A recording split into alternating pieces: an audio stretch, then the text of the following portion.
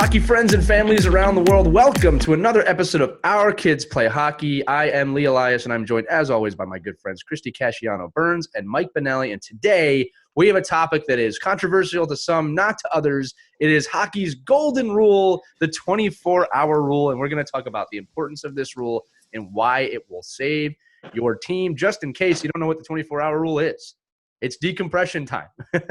It's time to think what you're doing. It's time to reflect. In long and short of it is that after a game, after a practice, after any hockey type event, the rule is you give each other 24 hours before you air out any concerns that you may or may not have with the coaching staff or anybody else involved. So we're going to go through three different ways to look at this today, actually four: parents to coaches, parents to players, and coaches to parents, and then the overall focus on the entire thing. And today we're going to start with the 24-hour rule from parents talking to the coach. This is really why the rule exists. Again, we're going to expand on it.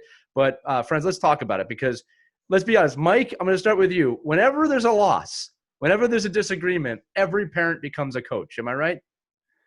Yeah, well, it's almost like from the player's perspective too, right? When you win a game, it's the players, and when you lose, it's the goalie. When you lose, right. when right. the goalie could have had 75 saves, but like, listen, we won the game, we did a great job, and I think it's the same with the parents, you right. know, and coaches. You are a loss brings out so many other emotions, and harder for you to control. But no doubt that in a loss, there's a lot of coaches in the stands, and in wins, it's almost like, well, of course we're expected to win. Right. So, and that's what we're talking about, a team, right? We're not even talking about individual players, because you can win a game and still have a very angry parent, depending on ice time and things like that. Right. So this is going to be an interesting discussion because I'll kind of be the mediator here. You know, Mike is going to serve as the coach in this episode, and Christy, you are very much going to serve as the mom in this episode. And I'm kind of both right now, right? And Mike, you are too, don't get me wrong, but that's for the nature of the episode. So, Mike, you said it best. I forgot which NHL coach said it, but it's like when a team wins, the players got it. They're the heroes. When the team loses, it's the coach's fault. It's never the other way around. And that's one of the things about the 24-hour rule is that, first off, it should be established with every organization where parents are involved, okay? That after a game, there is just no conversation for 24 hours. And I can tell you this as a coach, Mike and Christy, you can comment on this. A lot goes into planning a game. It doesn't always go your way. Emotions are very high after games, both ways, excited, upset.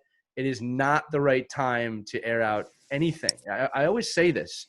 This is communication 101. It's not even based on just hockey, right? I try not to make decisions when I'm too high or too low, right? Because when emotion gets into it, I make bad decisions. And I find this happens all the time. And I'm sure we have some horror stories today involving that. But Christy, let me turn to you because you've seen this entire experience from the viewpoint of a parent, right? What has been your experience when it comes to at least the coaches with a 24-hour rule? Right. Well, let me take you back to my very first parent meeting, preseason meeting, where we all got together. I remember the coach looking right at me because he saw I was the newbie on the team. And he said, all right, newbies, raise your hand. Raise the hand. He looks right at me and he goes, I want you to remember 2 golden rules in hockey. Number 1 rule, 24-hour rule. That is the golden rule. Number 2, silence is golden. Like, what am I getting into here, people? And he's right, because as you became more of a veteran hockey, you see it in the stands. I mean, hockey's a really emotional game. We get that. I mean, you're watching your kids battling for the puck. Anything can happen out there on the ice. It's tough to see your kid take a hit. It's tough sometimes to see the refs make calls that you don't agree with. Sometimes it's really tough to see coaches make decisions where your kid is short, doesn't get as much ice time as you think they should get. You get a little hot under the collar in the stands and your emotions boil over. The last thing you want to do is confront a coach right after the game when you're so emotional. You're going to say things that you don't mean. You're going to do things that you don't mean to do. Right. You might do it in front of the kids, and that's the last thing you want to do, is set a bad example in front of your kids. And I've talked to a lot of coaches who've set this rule into place, and they've said, you know what?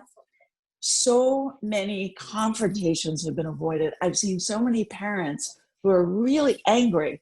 I institute this rule, and the next day, they forget about it. They don't even remember what they were angry about. After 24 hours, the cooler heads prevail, you get to step back and, was it really that bad? Did it really make a difference? Was that call really bad? You start thinking things differently. You get a different perspective on things. Right. And you really have to learn how to separate your emotions from your kids' sports development. That's really important. Yeah, and that's great stuff, Christie. And I'll tell you this too. Just switch over to Mike. Mike and I had this great conversation, Christie, that I wanted you to hear yesterday, because Mike and I were talking about coaching before having kids and coaching after having kids, and it completely changes your perspective from at least the coach's point of view on exactly what you're talking about. Like when you don't have kids, again, because I've coached more recently without kids, right? The attitude of my coach is like, I just don't get, why are you yelling at me? I'm volunteering my time, or this is my job. And then when you do have kids, you go, oh, I completely understand that. Like now I know why. So Mike, you were telling me about that when you were making that kind of transition. Again, I'm kind of fresh to it. Like I'm brand new. My kid hasn't even been playing 6 months yet, and I'm already feeling that like, oh, I want him to get the puck there and he didn't get the puck there. And, I keep my mouth shut. But Mike, tell me about that with your experience a little bit. Yeah, no. So it's basically, when you look at a parent and their emotions, sometimes that 24-hour rule too, what I try to do, like I send out a parent's guide at the beginning of any team I work with, and the parent's guide to Mike Benelli. That's a good tip, by the way. Understand, to Christie's point, when I first started coaching as a non-parent, Mike Benelli, out of college, thinking he knows everything. I played hockey, I don't ever, so my rule to the parents, and they'll remind me of this on Facebook or anywhere else, right, is that, I would start off saying, Mike Benelli, I can't wait to work with your kids. Don't ever contact me. Don't see me. Y'all see you at the banquet. And that was back in whatever, in the early 90s, right? I'll see you at the banquet. Don't communicate with me. And we as coaches need to do a good job too of communicating, what those expectations are ahead of time. And I think the 24-hour rule also applies especially in sports, is letting you go home with your child and see if they were even upset about what you're upset about. Because most of the time, like, chances oh no, Dad, they weren't. No, right? They didn't even know. They're like, them. oh no, he right. he sat me because I mouthed off on the bench, or or no, my skate was untied. That's why I missed the shift. And Dad and Mom are going, I can't believe he missed the shift. Right. What did he do? Like, and I think that's where again, just having the perspective that the child doesn't even know why the father and mother are mad. I think when it comes to parents, and like I said, I'm saying this as someone in the middle of both sides of this. If you're hot, if you're enraged, right, you've got to at least take a second and also look at like what is my kid potentially learning here? Like, right? Because here's the thing: am I, like Mike just said, am I upset and is my kid upset? That's a good way to look at it. Number one. Number two is there a life lesson being learned here? Right? Like, so as a parent with my kid, if I see something like my kid used to get very emotional when he would lose, right? He had a hard time losing in the beginning, right? And I don't like to see my kid upset, but I also see this as an opportunity of like, listen, son, you don't always win. Okay. And it's how you bounce back from this that's going to make you the person that you want to become. Right. I remember being myself as a player, getting cut from a team that I wanted to be on or not having a good game. All right. My father and my mother, who I think did, in my opinion, really handled this well, right? I'm just saying that from my point of view, which I don't know how many kids say that, right? They would really explore like, well, why did that happen? And then if it wasn't fair, they'd say, look, no, that's not fair, and I'm hurting too. It hurts me when you're hurt, but that's life a little bit here. What can we do to combat that? Knowing you might not get what you want out of it, right? Knowing that from hockey as a teenager, going into life, being a business owner or a coach, changes your perspective. I think it's also important to mention too that coaches need time to reflect too. All right. Mm-hmm. Do you think after a loss, a coach is like, well, we played really good today? And it's like, that's not what's happening. Like, we're thinking about it too. We're thinking about the mistakes we made. The last thing we want is a parent coming up and telling us all the mistakes we made. Right. How we could have done it better. Like right. And the last thing you want too is to make a scene in front of all the other players. You're like being that parent. Don't be that parent. Hot under the collar. Right. I mean, your emotion is like a raw nerve being exposed sometimes, right? After what you've just seen. That's a great one, Christie. That's great. Right. And you just want to throttle somebody. But if you do that in front of your kid, I guarantee you, and I've seen this, the kid is so embarrassed of you. Right. You want that hanging on your head that you just embarrassed your kid in front of the team, and maybe your perspective was way off. Right. And you're You didn't teaching them get to the do that to full their picture. kids when they get older. Exactly. Yeah, so I know from my perspective too, as a parent and a coach of a kid on a team with other kids, that I really consider, I want to coach those children like I'm coaching my own child. Like I want them to have the same experience. So I have to remind myself, and I remind the guys and the coaches I work with on the bench, loss, the kids go in the locker room, take a breath. Right. Don't attack the game now. They don't listen to it anyway. There's there's nothing that you're gonna, scream and yell about. And I was that guy. I mean, we've lost games where I think I did walk out and the parents like, wow, you really gave it to them in there. I'm like, well, most of it's probably not even real because I'm just trying to get emotion out of them. But, if you're gonna, and Lee knows too at even the professional level, sometimes tweaking those kids between periods, and we don't get that in youth hockey because you're not in the locker room, but tweaking them and yelling at them or really, getting some emotion out of them in between periods is a much different thing than the game ends. You're in the locker room and you're going to go in there and rip these kids apart. Yeah. And they're not listening. There's nothing there. So you have to have the 24-hour rule for yourself too and reflect on, wow, I'll give you an example. Like when I used to get on officials, and when this one official I really loved on the bench, I'm like, you got to make better calls. He goes, so you should have. Did you see the shift you just made? I would never put that kid out there with that kid. And I'm like, all right, I get it. And then to me, it's like kind of diffuses the situation, and I think we have to do that. We have to diffuse our situations. And I tell you this: if you can create that environment, you'll diffuse the parent situations, right? Because they'll see their kids aren't coming out razzled either. Because if your child comes out of the locker room and you as a coach just ripped into them about something, the dad or mom is going to feel that and be upset about it. Yeah. Right. And we have to do a better job of, releasing them to the parents in a better environment. Right. Look, I'll say this too. Look, there are good coaches and there are bad coaches out there, and each situation is a little bit different. Mike, I want to comment and sidestep with this a little bit about just how you treat your kids in the locker room and what the goals might be. And I think this should give perspective to everybody that's watching or listening to this episode. One of the things that I like to say as a coach, not so much in the early part of the year. In the early parts of the year, you got to make a lot of course corrections. Typically, you're making massive strides to try and find your game. But once you get to 3-4 games into the year, my opinion is this: in the games, you're not going to be able to make massive change to your lineup, to your tactics, to your strategies, to your skill sets too. I see a lot of coaches try and implement new skill sets in a game. A kid is not prepared to do that in a game. Not the time to be doing it. Exactly. That's what practice is for. 100%. Right. So I always said this to my coaches, especially later in the season, is if they don't know it now, they're not going to know it. Right. So we have to be able to pivot them within the direction that we set, communicating that with parents, especially at the younger ages. Like the coach that I'm working with now does a great job of explaining this is what we're working on. I remember the first practice, he said, listen, your kids are atoms, going to be mites. There is only one skill that matters this year. It's skating. Right. So if your kid has a rocket shot and he can't skate, that's not what we're looking for right now. And it was put out there very clearly. Nobody's upset. Again, Adams is a little bit easier. There's not so much emotion. Although I'll tell you guys that we did have our first game. So this is the first game for a lot of kids in this environment. And I could see the parents going, get the puck. Yeah, they're on the glass. We're not even keeping score. Yeah, we're not even keeping score, right? And it's like your kid's not even going to remember this game most likely. Hit people with cameras, but you see it. But my point is, it's like be realistic about the expectations you have for your team as a parent, as a coach, right? Make sure that the kids know that. And above all, we said this in another episode, and make sure you go back and watch or listen to all our episodes, is that, you can't assume kids are going to be motivated the way you are motivated. So screaming at the kids in the locker room, I can tell you this right now, especially with today's teenager down, yelling is not a great motivational tool. All right. It definitely worked on me when I was a kid, but this is a different time in the 80s. Okay.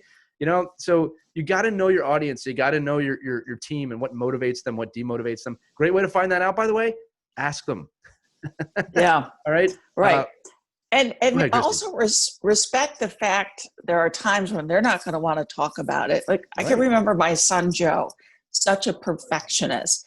He knew when he had a bad game. Right. And, he have his head down. He'd get into the car, and my husband and I were so tempted to just jump right in to go over all of the mistakes that we saw. He knows what he did wrong. He knew it better than us. His head's down. And we just let him process everything. Right. We didn't open up the discussion. We let him start the conversation. Smart. And then direct the conversation too. Then we would jump in if we felt that he wanted to hear from us. Right. The kids need that 24 hours too. Right. Maybe not as long, but they need time too after, they messed up on a game. They just feel lousy about how they performed. They know it. They don't want to hear it from you. They already heard it from the coach. They already heard it from their teammates. They don't need to be sitting in the car on that long car ride home listening to you. We always just picked another topic to talk about, to just kind of lift his spirits, get him off, get his mind off of that, and talk about things that were coming up that were fun to kind of lift his spirits. Because trust me, the kids know it when they've messed up. But and they don't need to hear you. But I think that, understanding that piece of it, right, and talking to your child in the car or in the hallway of the rink after a loss, and the other team's walking out, they win, their bags are on, the parents are patting them, they're all getting they're clapping as they walk out of the rink, and you're just like, oh my God. And I think but we have to be, Lee said it earlier, we have to react the same way in wins too. It can't be just all ice cream and bubble gum, after a win, and a loss is like you're making the kid walk behind the car home. Yeah. I mean, so having that level but it's that 24 hours of we won. Hey, that was a great game. Look, back to our earlier episode, right? I love watching you play. Let me jump in here because you guys have done a great job transitioning for us. It's 24 hours for parents to their kids. So again, the second part of the rule here is 24 hours. And Christie, you said it might not take 24 hours with your kids, but you should assume that a 24-hour rule of some sort with your kids, right? And I want to start this section by saying this, and this is something I really firmly believe in. I know with our show, this show, some of the stuff we do is mostly opinion based, but this is one that I've kind of put my foot down. What you should be showing your child after a game, win, lose, draw, anything in between, best game of their life, worst game of their life. No matter where it is on that scale, you should be showing your child love and making sure that they understand that this is a safe environment for after a game, okay? I have seen the kids that come out of the game where they played great, where the parents rip into them for not doing something perfect. I've also seen kids play bad games and the exact opposite. Show your kids love. You should be a safe environment for your children after a game, no matter how they did. You do not want, and I'm saying this very poignantly, okay? You do not want your kid believing that your love for them is ranked on their performance on the ice. It is not safe. It is not good. They will pass it down to their kids, and it creates an imperfect and an improper and an unrealistic sense of where worth is. Okay, I'm telling you, I've never seen that help anybody. All right. Oh, you're so right. And just remember, pros make mistakes, right? Your kids are going to make them too. Right.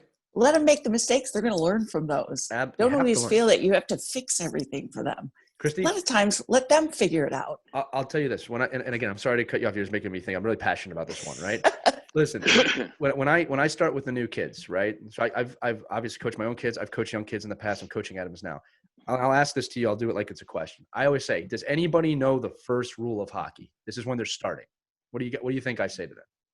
Have fun. Okay. That is a good one. That is a very that's not the first rule. The first rule. Learn. So first skill-based rule. Try hard. Close. Stay. Close. Mike, you got anything? No. That's all right. It's okay. No, I'm just. I was coming from a parent. The first rule. No, this is great, and this is why I want to. Because listen, you guys are emulating. Be positive. No, these are all great rules, though, right? The first rule I said, any kid on the ice, I said the first rule of hockey: it's okay to fall down. All right. The first thing I tell them is it is okay to fail out here. I see where you're going with this. Right. You can't be afraid to fall down. Right. It's first off, it's part of the game. Right. You fall down and you get up. It's the overarching lesson of the new players. Don't be afraid to fall down. You guys have all seen it with early players. The kids are afraid to fall down on drills, crossover drills, skating drills. They don't want to embarrass themselves. My kids know, no, fall down all you want. I want you to fall safely. Obviously, don't go sliding into a group of people, but it's okay to fall down. As soon as we got that fear out of the way and started to establish some trust of I'm not judging you based on if you fall down or not, they're trying things on the ice and they're progressing super fast because of it. And because obviously not just me, the whole coaching staff and everybody, all right? But again, getting back to kids, right? just some 3 things and we'll comment on them. Number 1, Christie said this best. Sometimes silence is the best policy. One of the mistakes I think parents make with especially teenage kids, you need to listen more than you speak. All right. Kids want to be heard. And if they're being silent, you should probably emulate that. It means they don't want to talk. 2, emotions of a game. When you ask your kid, and everybody has been through this at one point of their life, when you ask your kid, how'd you think you did today? Do we all remember coming home from school and our mom and dad going, hey, how was school today? The last thing I want to talk about after school is school. That's the last thing I want to talk about. Okay. Yeah, so it's the same situation. Okay. Yeah. It was good. What'd you do today? Okay. Stuff. Yeah. How would your mouth test go? Give it to me. Yeah. You want it, but again, we have to be patient too, right? Listen, intelligent questions get better answers. They get intelligent answers. How'd you do in school today is not an intelligent question, right? Ask them about anything else. That's if they want to talk to you. Let's just be honest. Some kids don't want to talk to their parents. I get that. I didn't want to talk to my mom when I was 16 about my love life. All right. So I get that. Last thing, and this is from an article. Why not? Well, hey, Christie. See, now you're making me have flashbacks here. All right. The last one, this is actually from an article Christie sent me, which is be a parent, not a pundit. And I thought that was a really great phrase. But above all, the overarching thing, and you two can comment on this, you have to give your kids time too after a game. And Christie, I think you said it, Mike, you said it, you're like the 3rd person they're talking to about this. Mm-hmm. And it's exhausting. Give them love. Keep it safe. Safe might be letting them listen to their music and you don't say a word. That might be enough. You'd be surprised what that can do for a kid sometime. All right. And I love the article that I sent to you, really put it in perspective. I mean, put yourself in your kids' shoes, or let's say skates, right? They have a bad game. The coach has already lectured them about all the things they did wrong. The whole team, gets a tongue lashing. Your teammates may also be on your case about the pass that you missed, or why didn't you pass it to me? So they've already heard all that. Imagine if this happened to you at work. You had a bad day at work, right? And your boss already tells you all the things you did wrong. Then your boss gets in the car with you. And on the ride home, you got to keep hearing it over and over again, all the things that you did wrong.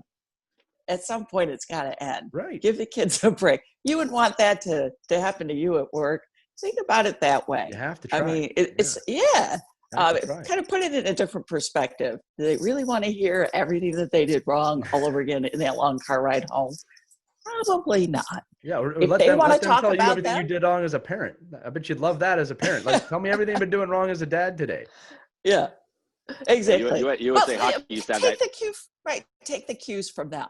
There are times where they may want to talk about it and let them start the conversation. Mom, you wouldn't believe what the coach told us today. Oh, really? What was that, Joe? And then, he'd open up and talk about it. He'd say, we need to get stronger on our defense. He talked about this new play that we're going to try. Great. Now we can get into the conversation because he wants to talk about it.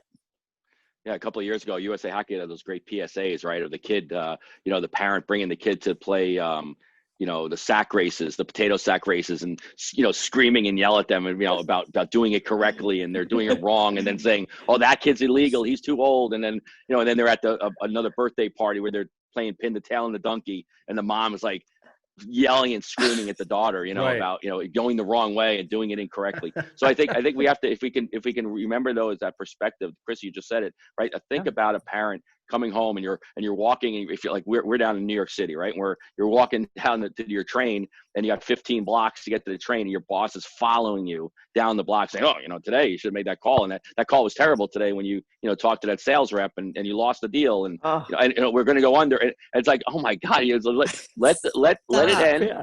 And I think one of the things I love is the other thing to your point about our players and our kids speaking, if they want to get passionate. Like, I'm a big believer that, if they're going to be successful, they have to have passion. If they want to vent, don't encourage, let them vent. Don't say, just shut up and be quiet in the back, because that happens as well. Parents stop, because I'll hear parents all the time, like, stop whining about that. You should have tried harder, or you failed.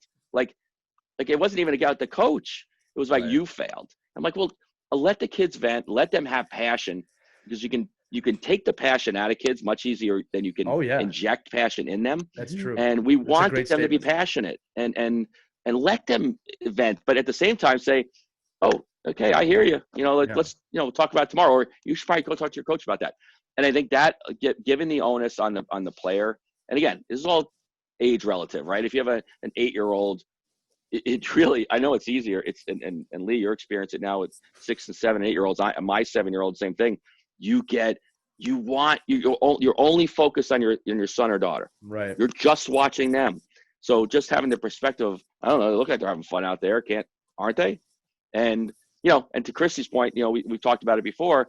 You don't have to be on your iPhone, doing social media. Right. You want to watch and be engaged with your kids, but you can't get into the emotion of your kid. Especially at that age. I mean, the kids, and again, like I'm on the ice with my son. He's always looking over to make sure that I'm watching. And the thing is, like some of that's cute. Some of it's also like, hey, focus on what you're doing. But he's looking for me, and I see that, and I recognize that. I don't want to be on my phone or be distracted. There's also times I separate myself from him so he can focus. Like, usually when we play games, I try not to be right over him. You know what I mean? Because I need him to learn how to do that without me. Again, bringing up some great points here, everybody. It's just, I'm a talker, right? That comes with being a podcast host too. But I'll tell you this, it's not even just with my kids. This is just in my daily interactions. I will physically bite my lip like that to remind myself, you need to shut up and listen. Especially when someone's venting. I try and recognize, like, this person, because sometimes it sounds like commiserating. You don't really want to hear it, Mike, like you just said. But then I realize, like, okay, this person's trusting me enough to vent to me. And I can give them 5 minutes to vent because it's going to decompress. It takes the pressure cooker off. And we got to do that with our kids too. And you got to be willing to listen. I also wanted to say this because it'd be remiss if I didn't. We've said this before. Hockey is a vehicle for your growth as a human being in the youth levels. All right. If anybody listening wants to have a talk about pro, I'm happy to do that. That's not the purpose of the show. All right. Because a pro is a parent or even college, you have no say no matter what. So that people are getting paid at that level. All right. But I remember, and I can give you some specific stories here, and some of them make me a little bit vulnerable. Like this is going to not trigger people, but this is the truth. How you react after a game says a lot more about you as a person than it does about the person you're yelling at. And it unveils insecurities in people. If you start freaking out on a coach, there's something else going on there that you got to deep dive in yourself, and you probably don't want to. Or you might say there's nothing wrong with me, which absolutely means that you need to deep dive. But I can remember, and I'll tell you 2 situations. I remember one time there was a team that I thought I was going to be captain of, and I thought I should have been captain of, okay? Later in life, I would realize that captaincy is not something you want. You earn it because you earn it, right? I always say that the best captains are captains who don't need or want the seat, right? But I remember my dad, because I wanted it. I wanted to be the leader of that team. And my dad was upset that I didn't get it too. But instead of freaking out and saying the coach doesn't know what he's doing, he said, here's what we're going to do. Write an email to your coach. Let's get him on the phone and ask him why he didn't pick you, right? I remember thinking, like, I can't do that. Like, that's scary. I did it. And here's the thing. He explained it to me. Whether I agreed with him or not is irrelevant. He explained it to me. And then I remember my dad and him kind of said, look, you can be a leader without a letter, right? Like, you're new on this team, and I was new on the team at the time. Like, there was a lot of good reasons. But that was a major lesson of, hey, talk to people. Maybe you don't know why they made certain decisions, right? I remember one time I was on another team, and we did a similar thing, and the coach responded very poorly. I won't even say the team or what it was, but he responded horrendously, in my opinion, to a kid who was reaching out to him asking for explanations. He took that as, you don't get to ask me why I make decisions. And it was just like, okay, let's check your ego at the door looking back on it now, right? Like, I feel like my dad and I handled that correctly. We very respectfully asked, I'm just trying to learn why this didn't happen, right? And I think that any player that does that, by the way, to a parent or a coach, coaches and parents, you should give them the time if they're asking in the right way, okay? Don't get me wrong. I'm not saying – it's not like, why didn't you put me out there with this kid? That's not what I'm saying. All right? I'm saying if a kid really comes to you and say, hey, look, I'm trying to learn. Like, what did I do wrong, or what can I have done better that I didn't get this, right? You didn't make this decision. And coaches, be honest. I didn't put you out on the power play because you need to work on this, this, and this. And if you do that, and I will work with you to do that, we'll get you out there, all right? Again, this is a different kind of topic a little bit, but it does go with that 24-hour rule about listening, all right? I am going to transition into the third one here because I think that does do it. This is one people don't usually think about for both of you. And it's funny because I just had an experience with this. I'll tell the story at the end. But 24 hours for the coaches to talk to parents is another rule that is rarely used. Okay, so what I'm saying is that sometimes coaches, you go, I got to talk to that parent. Their kid's obnoxious, they're horrible, or their way they're acting in the stands. You need to give them 24 hours too, right? I wouldn't want to go up to a mad parent after a game like, you're too loud. stop it. Like, so you have to give them that time too. It goes both ways. Mike, do you have any experience with that? Yeah, I have a story for you guys at the end. Yeah, I just did it. No, but I mean, I think you have to. Right. Well, here's a couple of caveats, right? Number one is the vast majority of our coaches are not professionally trained to deal with adversity and deal with the conflict, and they're just, we're volunteer parents. I mean, you're on the bench too. You're emotional, so those are skills you need to learn. I think, through the education system, through certification, experience, you learn that, hopefully, right? But there's still the coach that wants to put his foot up on the dasher boards and scream across the ice, and then the kids start screaming, the parents start screaming. Yeah, I mean, Roger Nilsson throwing the towel out, white flag, and so we all get emotional. And I think at every level, but at the youth level, we as parents have to understand these coaches aren't trained therapists. They're in the same boat as all of us. And to your point, that 24-hour rule back. Now, I will say this: one of the things I try to lay out for parents at the beginning of any season I work with them is if it's a physical issue, if it's a bullying issue, come see me. Don't wait 24 hours. Yeah, if you're having an issue, if you're not going to come at me. But I think that's an open environment. You have to create that environment, because I can't tell you how many coaches I work with that the first thing they do when they go to a rink and is they should be looking for, where's the med kit, where's the coffee stand. They're like, where's the back door to leave after the game? Like, they're looking for this. Like, how do I not go through the hallway and the gauntlet? And that just sets us up for failure to begin with. But to your point, that I don't know, is that give that safe area and that comfort zone that a parent can come see you if they feel like their son is being bullied or daughter, that there's an issue of injury or that kind of stuff. So there is but don't come to me about ice time. I can't react to it, and just set those parameters. But it happens all the time. I walk out and I'll feel it. Like I'd much rather walk out to the hallway after a win than a loss. Right. But if you've got to create that environment that you're going to say hello to the mom and dad with the same vigor and same smile in a loss that you will in a win. And that's a trainable thing. That's something you need to train yourself to do. Yeah. And I didn't want to address, and you touched upon this, Lee. It does get really emotional in the stands. I can recall one game where a kid took a really big hit. Yeah. And the kid that got hit was on the ice, not getting up. Right. It's so hard to see. It's terrifying. So was it a clean check? Debatable. But the kid's lying on the ice, and the parent up in the stand whose kid gave the hit, yelling out, "He's faking it. Oh, He's faking it." And now you My got that. stomach was I was sick. I couldn't believe it. Yeah, it was parent-to-parent problems too, for sure. Yeah. Yeah, and then the parents of the kid who got hit are hysterical, yelling at the parent of the kid who gave the hit. It gets ugly. There was a fist fight in the stands. Yeah. And it just out of control. Police get called, and it's like, this got to stop.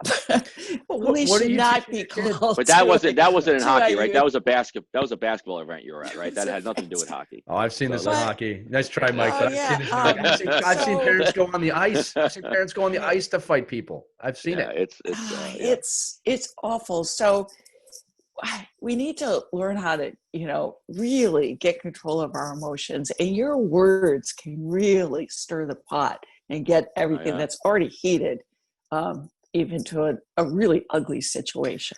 What do you teach your kids if you do that? Exactly. But coaches that are involved here too, they everything they do, if you're the coach screaming, yelling, the parents have an open door to scream and yell. Right. And you could really change the culture. Now, in our world of hockey, when you have teams, like, you only see these people for 5 or 6 months and then a new group, and it's so hard to establish that culture. I know where Lee comes from, right? That you have 2, 3, 4 years to establish a culture. So in a pro environment or a college environment, absolutely, or a high school environment, which I love. Longer in pro. I mean, it could go 10 years in pro. In college, it's always 4. It's a rotation. Right, but you have that opportunity to build culture. Like in youth hockey, you have 5 months, and it's so. But it can be done. It can be done. No, I'll no, tell you, no doubt. like you said, But I think establishing those things early and often is important. That'll actually help us transition here towards the kind of overall stuff here is, what are the tips? How do you do it? Right. This is what I always say. Do not wait to establish that culture. Mike, just on your point right there. This can be done in a 20-minute meeting at the early part of the season. Take the time. I don't care if you're a new coach or an established coach. Have a good meeting. Like Mike said, he puts together a little handbook for his teams, right? Establish exactly what's important to your team, how to communicate, why that 24-hour rule exists. That's the other thing too is rules are great if they make sense, right? But explain why they're there, right? Like we talk about this with the kids. When you teach them a skill, teach them why they need that skill, why passing is important. It goes beyond just do it, right? Yeah, and Lee, just real quick, because as you're going on that parent guide, I send that to parents before they sign up for my team. I'm like, oh, you're gonna commit. Right. Here is me. This is me. Buyer beware. Right. If you want the guy that's gonna, sit the whole third line for the third period in a 2-1 game, I'm not that guy. That's not you. So understand it. If you want somebody that's gonna confront you 4 seconds after a game, I'm not that guy. So to your point, let parents know what you're signing up for. Here is me, and I'm going to do it all early and I'm going to keep reminding you. And so we're going to keep going with that. And I'll tell you this too. Yeah. And Christie, I actually want you to comment this on as a parent. Like parents want that structure and the players want that structure. If you walk into a building, you don't know what's going on, you're going to go nuts. But they want the structure. So, Christie, again, for you, like as a parent, if you were handed something of like, here's the rules, here's how I go. If you want to talk to me, absolutely, the door's open. This is how you can communicate with me. This is why you have to wait 24 hours. That must feel good as a parent. Like, wow, this organization really has their stuff together.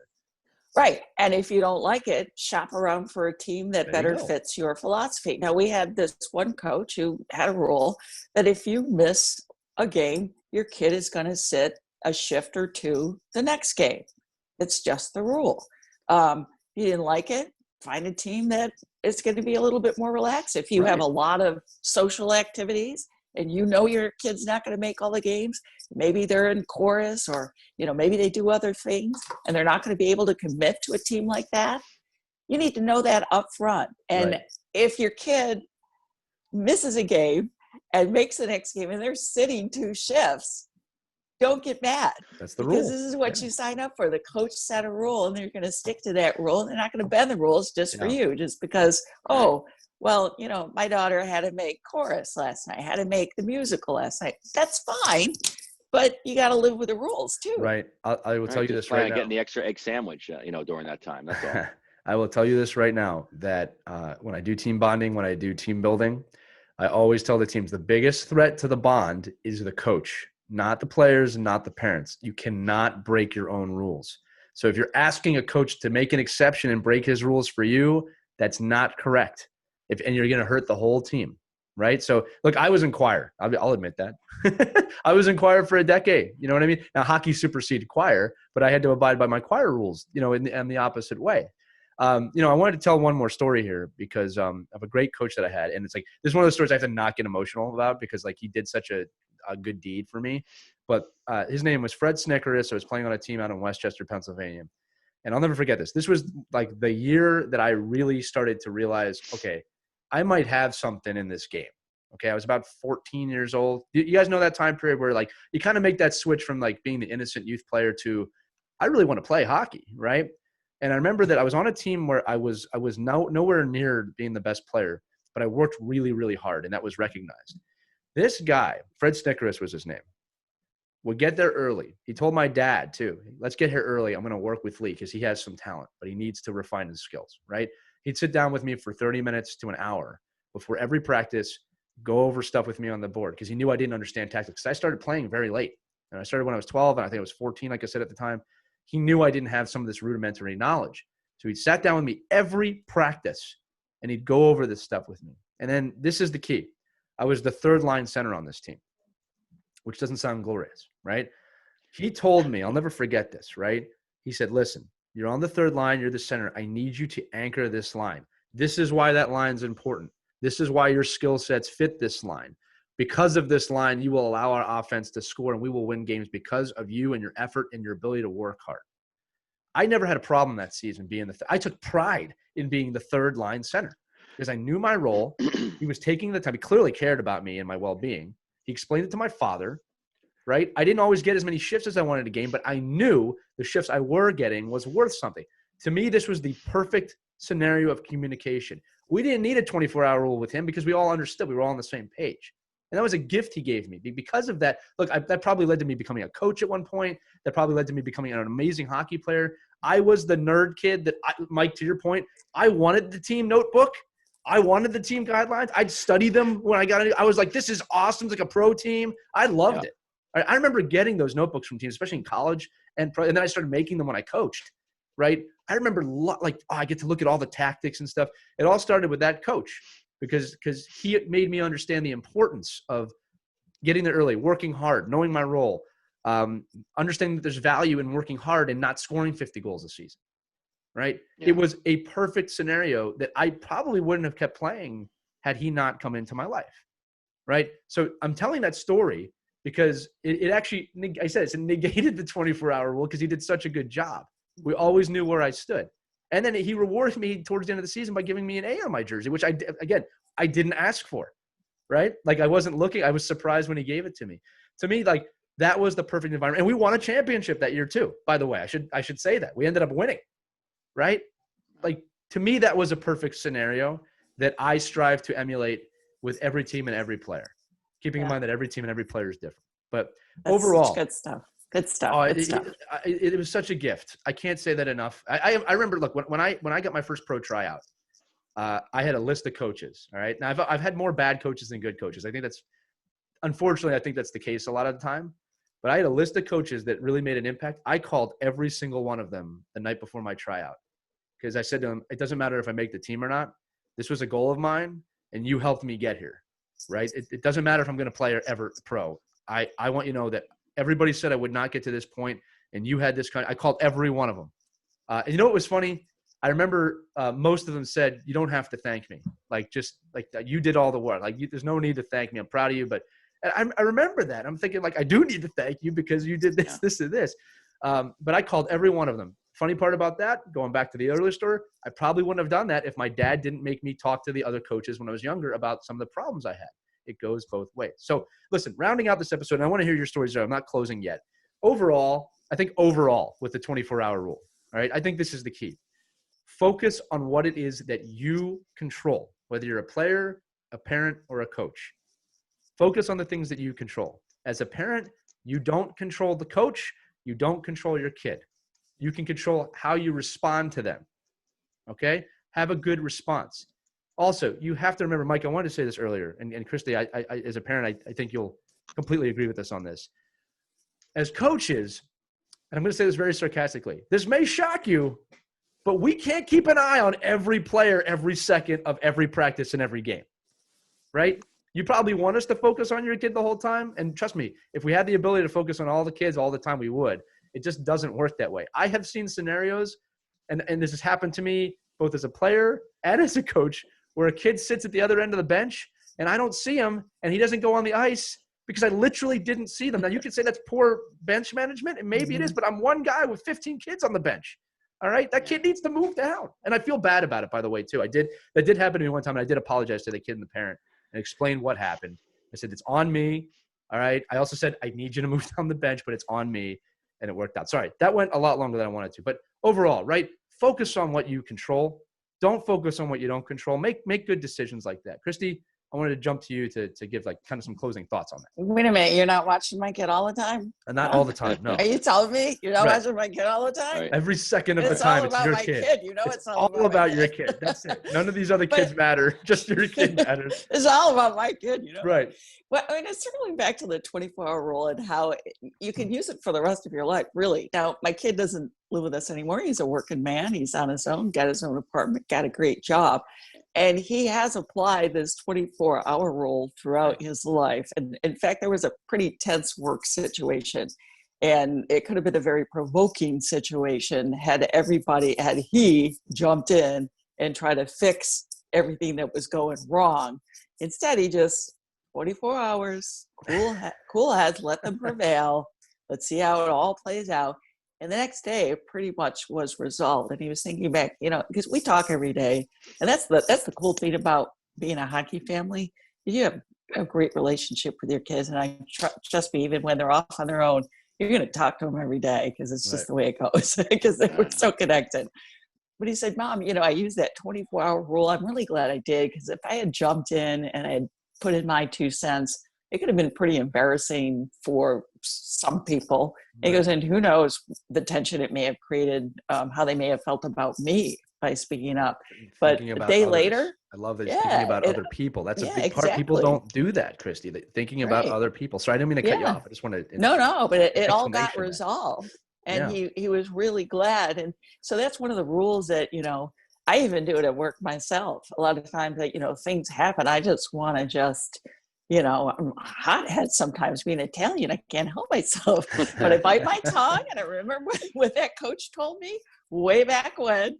Silence sometimes can be really golden. Right. Give it some time and see if you still feel that way the next day. And chances are you forget all about it. You can't even remember what you were upset about. Right. It really does work. So you can apply that in many life situations. Absolutely. The other thing, and I just, as we kind of wrap up here, just remember that you are setting examples for your kids. Your kids are watching you. Right. Your kids are listening to you. So think about your actions and how you relate with other parents, with other kids on the team, with the coach. Because what you say, what you do, they're going to pick up on that, and they're going to learn from you.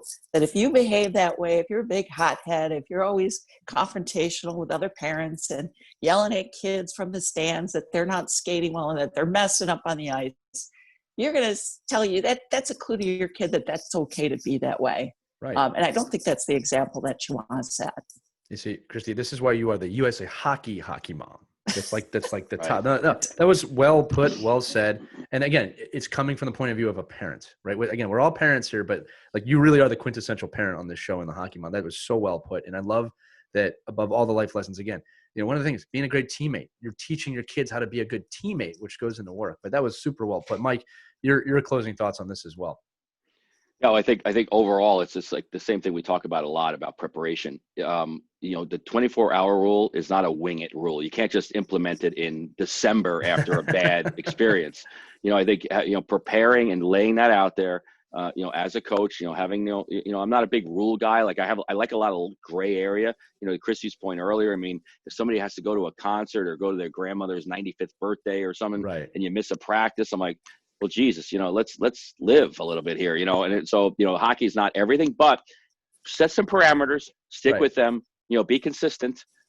If you're gray, be consistently gray. I mean, just to understand that there's different circumstances, but I think the biggest thing in this category, this 24-hour rule, philosophy and implementation, set the standards early, communicate this to your parents and your kids, communicate it to the rest of your coaching staff, and then live it.